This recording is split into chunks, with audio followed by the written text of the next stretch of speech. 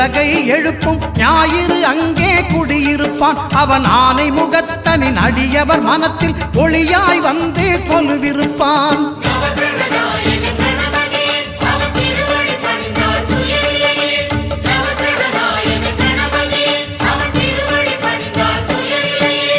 ஒன்பது கோளும் ஒன்றாய் காண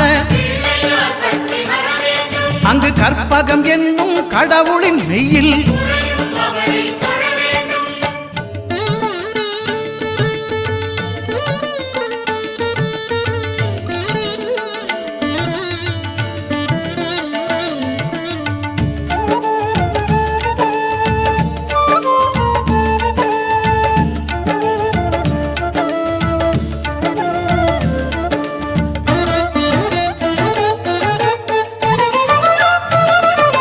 திங்கள் பகவான் திரு